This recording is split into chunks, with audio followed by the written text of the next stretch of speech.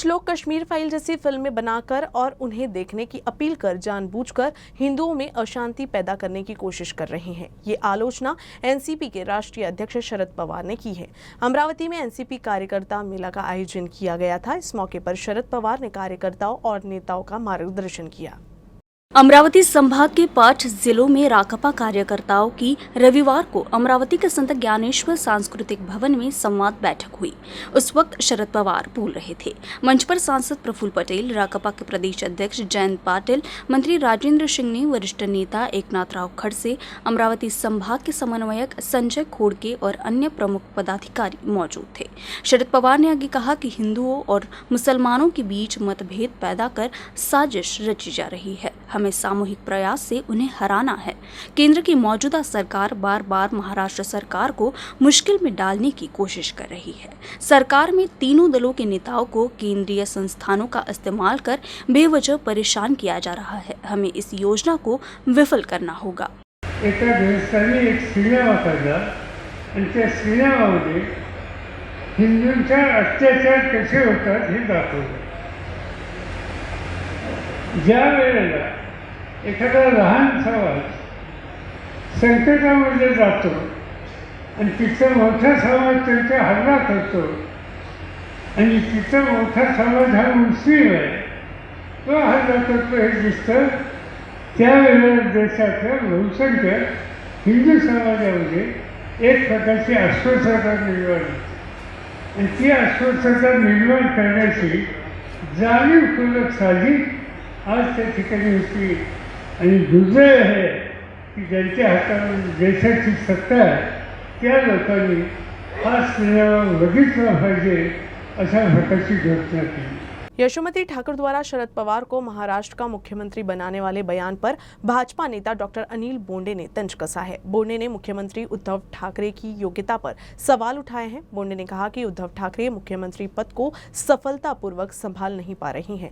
वे घर बैठे ही राज्य को संभाल रहे हैं। साथ ही राज्य का रिमोट कंट्रोल ठाकरे के पास नहीं बल्कि शरद पवार के पास होने की बात भी अनिल बोंडे ने कही है की मुख्यमंत्र्यांचा प्रशासनावर वचक नाही, मुख्यमंत्री पद सांभाळू शकत नाही, दौरा करत नाही आणि त्याच्यामुळं सगळी बेबंदशाही अराजक या महाराष्ट्रात माजलेला आहे। आणि दुसरं असं त्यांना हेही सुचवायचं असेल, नाहीतरी आता तुम्ही रिमोट कंट्रोलनं राज्य चालवताच आहात, तर मग त्यापेक्षा जर तुम्ही मुख्यमंत्री झाले असते तर बरं झालं असतं।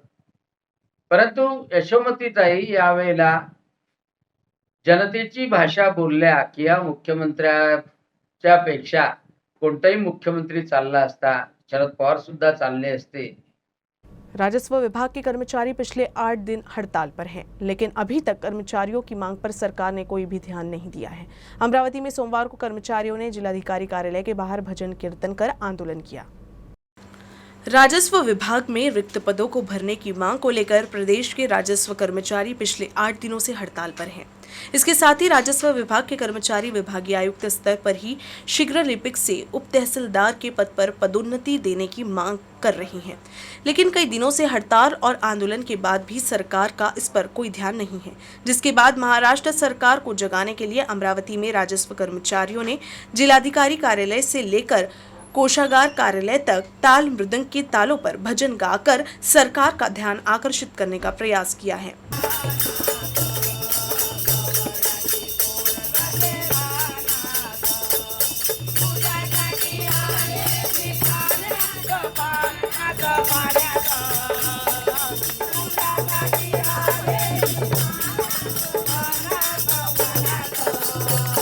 कोरोनामध्ये आरोग्य विभाग, महसूल विभाग आणि पोलीस विभाग हे महत्त्वाचे होते। सगळ्या विभागाच्या भरत्या आहे। आरोग्य विभागाची भरतीसुद्धा शासनाने काढली आहे। महसूल विभागात तलाट्यांची भरतीसुद्धा केली आहे, परंतु अजून लिपिकाचीच म्हणजे महसूल सहायकाची भरती होत नाही। या प्रकारच्या आमच्या आणखी एकूण 15 मागण्या आहे। या सर्व मागण्यासाठी आज आम्ही आंदोलन करत आहोत। आज आंदोलनाचा 8वा दिवस।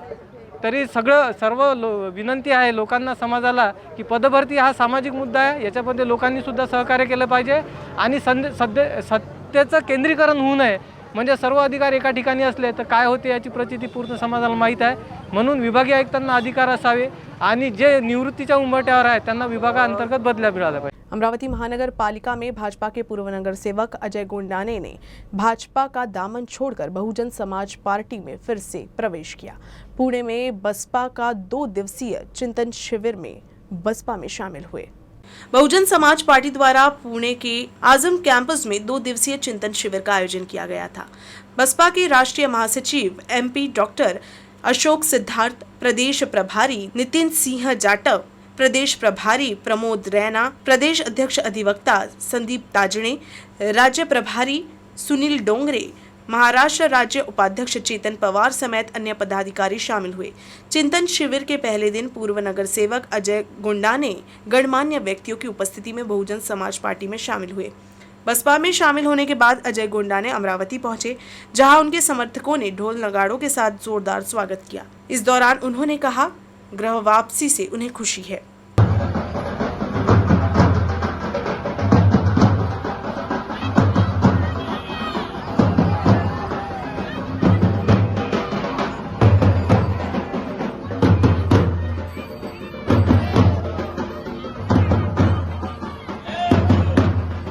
अमरावती में 3 साल से एसटी कर्मचारियों की नियुक्ति प्रतीक्षा में है।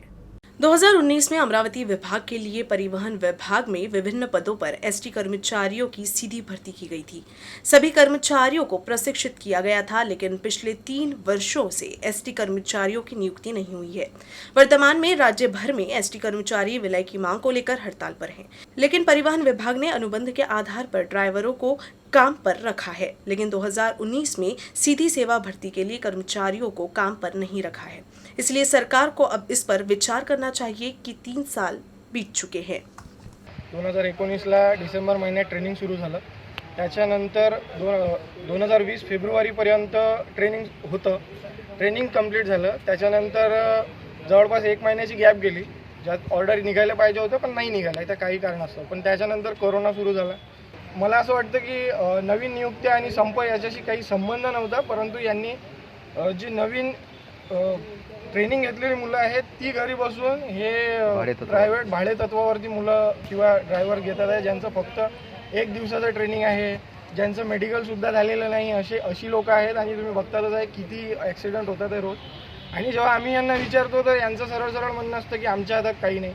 मग जेव्हा नियुक्त्या किंवा भरती होत होती तेव्हा जे कर्मचारी कमी पडत होते त्या याच्यावरच तुम्ही भरती घेतली, तर मग आता ते कर्मचाऱ्यांची जे एक मध्ये गॅप निर्माण झालेली आहे तर आम्हाला पुन्हा का नाही घेत आहे आणि आमचा विचार कधी करणार? संप झाला, आता सर्व संपलं। 2019च्या सरळ सेवा भरतीमध्ये माझी निवड झाली असून माझं ट्रेनिंग पूर्ण झालेलं आहे अमरावती डिव्हिजन, आणि अजून पण प्रशिक्षण झालेलं आहे आमचं ट्रेनिंग।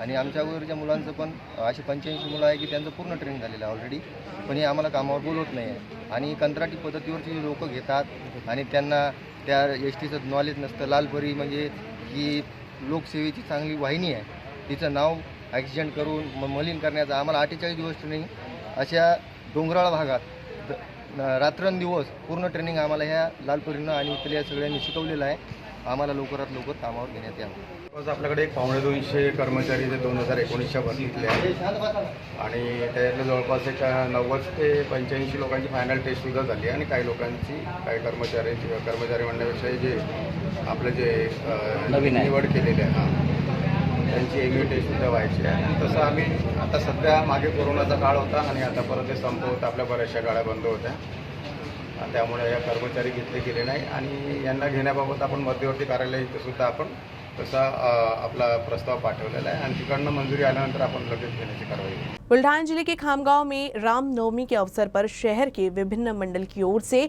शहर से भव्य शोभा यात्रा निकाली गई। इस समय हजारों की संख्या में भक्त शामिल हुए। शहर के विभिन्न राम मंदिरों में राम जन्मोत्सव धूमधाम से मनाया गया। भगवान श्री रामचंद्र ने अपने जीवन के माध्यम से जीने का आदर्श बनाया। उन्होंने धैर्य, बहादुरी, स्नेह, त्याग, संयम, कर्तव्य निष्ठा के महत्व को दिखाया। रामनवमी के मौके पर शहर में विभिन्न संगठनों की ओर से शोभा यात्रा निकाली गई। विश्व हिंदू परिषद, बजरंग दल, श्री रामनवमी शोभा यात्रा समिति ने भव्य शोभा यात्रा का आयोजन किया। पूजा के बाद शोभा यात्रा सीताराम बाबा प्रांगण से शुरू हुई, फिर राजापेठ, राजकमल, जयस्तंभ, सरोज चौक, जवाहर गेट मार्ग, गजानन महाराज मंदिर, वकील लॉन, गांधी चौक, बालाजी प्लॉट पर समाप्त हुई। इस मौके पर शोभा यात्रा के स्वागत के लिए पूरे शहर में भव्य झंडे और बैनर फहराए गए।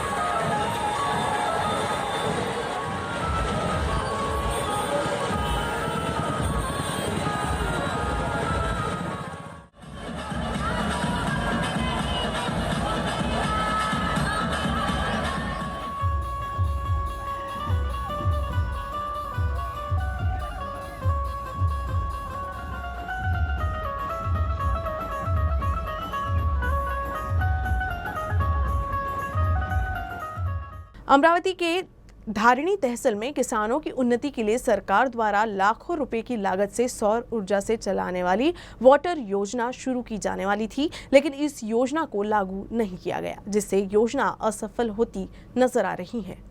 धारिणी तहसील के सोनाबरडी, हीरा बम्बई, दिया गोलखेड़ा, गोंडवाड़ी गांव में किसानों की प्रगति के लिए लाखों रुपए खर्च कर सौर ऊर्जा संचालित जल योजना शुरू की गई थी, लेकिन फिलहाल ये स्थिति है कि ये योजना पूरी तरह से असफल होती नजर आ रही है।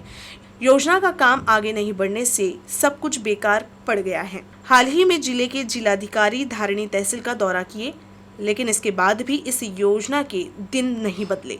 जो योजना किसानों की उन्नति और विकास के लिए शुरू किया गया था, वे अब बेकार पड़ गई है। बिजली की कमी के बीच बुल्ढाना जिले में भी लोड शेडिंग शुरू हो गई है, लेकिन इसके बाद भी जिला परिषद कार्यालय में कर्मचारी बिजली की बचत को लेकर गंभीर नहीं है। ऐसे में जिला प्रशासन ने कर्मचारियों से बिजली की बचत करने को कहा है। राज्य में बिजली की किल्लत के चलते बुल्ढाना जिले में इमरजेंसी लोड शेडिंग शुरू कर दी गई है। गर्मी में लोड शेडिंग शुरू होने से लोगों को परेशानी तो हो रही है, लेकिन बिजली की कमी की वजह से सरकार के पास कोई दूसरा उपाय नहीं है। लेकिन ये बात शायद सरकारी कार्यालय में काम करने वाले कर्मचारी नहीं समझ रहे, तभी तो कार्यालय में किसी के नहीं होने पर भी फैन और लाइट शुरू रहते हैं। ये बात जिला परिषद के शिक्षणाधिकारी के ध्यान में आते ही उन्होंने कर्मचारियों को कमरे से बाहर निकालते समय सभी बिजली के उपकरण बंद करने के आदेश दिए। साथ ही कहा कि अगर कोई लापरवाही करता है तो उस पर कार्रवाई भी होगी। मधल्या सुट्टीमध्ये कर्मचारी काम करत नसताना पंखे आणि दिवे हे जर चालू असतील तर ती त्या कर्मचाऱ्यांची चूक आहे, त्यांनी बाहेर जाताना बंद करायला पाहिजे। पण तसंही वीज वाचवणं हा संस्कार व्हायला हवा आणि आपण वर्ग 1 असो, वर्ग 2 असो किंवा कर्मचारी असो, त्यांना दालनाच्या बाहेर पडताना स्वतःच्या हाताने जर पंख्याची किंवा दिव्याची बटणं बंद केले तर कमीपणा येणार नाही। जसं ज्याप्रमाणे आपण पाण्याचा प्रत्येक थेंब वाचवण्याचा प्रयत्न करतो, त्याप्रमाणे आपण वीज वाचवण्यासाठी प्रत्येकानं स्वतःला शिस्त घालून घेतली पाहिजे आणि तो आपण संस्कार केला पाहिजे, असं माझं वैयक्तिक मत आहे। आपण आता आपल्या कर्मचाऱ्यांना काय आदेश करणार? जर तसा काही प्रकार झाला असेल तर पहिल्यांदा त्यांना एकत्र बसून वीज बचतीविषयी सांगितलं जाईल आणि यानंतर त्यांच्या दालनामध्ये तसा कुठलाही प्रकार होणार नाही। खामगांव के उपविभागीय कार्यालय के बाहर एक समाचार पत्र के पत्रकार अनशन पर बैठे हैं। समाचार पत्र में जलापूर्ति विभाग की खबर दिखाए जाने से नाराज अभियंता ने पत्रकार के साथ गाली गलौज किया था, जिसके बाद इस संबंध में शिकायत भी दर्ज कराई गई थी, लेकिन अभियंता के खिलाफ कोई कार्रवाई नहीं होने पर पत्रकार ने अनशन शुरू किया है। खामगांव के पत्रकार आकाश पाटिल ने अपने समाचार पत्र में 25 जनवरी को ग्रामीण इलाके में जलापूर्ति और समस्या पर एक खबर लिखे थे। इस खबर से नाराज होकर जलापूर्ति विभाग के अभियंता वीएन चौहान और एक अन्य शख्स ने पत्रकार को फोन पर धमकी दी थी और गाली दिया था। इस मामले में पुलिस थाने में शिकायत भी दर्ज कराई गई थी, लेकिन अभियंता पर कोई कार्रवाई नहीं हुई, जिसके बाद अब न्याय के लिए पत्रकार आकाश पाटिल अनशन पर बैठे हैं। खामगाव ग्रामीण पाणी पुरवठा उपविभाग वीएम चव्हाण यांच्या कार्यालयाची बातमी छापली असता मला त्यांनी 8 दिवसानंतर फोनवरून जीव मारण्याची धमकी दिली व शिवीगाळ केली। त्यानंतर रितसर मी खामगाव शहर पोलीस स्टेशनला तक्रार दिली। तक्रार दिल्यानंतर 2 महिन्यानंतरही खामगाव शहर पोलीस स्टेशन कोणतीच कारवाई करण्यात आली नव्हती। त्यानंतर आम्ही उपविभागीय कोळी साहेबांना निवेदन दिले असता कोळी साहेबांकडून कोणतीच कारवाई करण्यात आली नाही। त्यानंतर मी उपोषणाचा इशारा दिल्यानंतर काल मला तपास अधिकारी ठाणेदार इंगळे यांनी बोलून सांगितले की गुन्हा दाखल करायचा आहे व त्यांनी NC गुन्हा दाखल करून माझा उपोषण मागे घेण्याचा अर्ज लिहून ठेवला असा याच्यावर सह्या मारा असे बोलले। मी त्यांना म्हटलं की पत्रकार संरक्षण कायद्याअंतर्गत गुन्हा दाखल करा, त्यानंतरच मी माझं उपोषण मागे घेईल।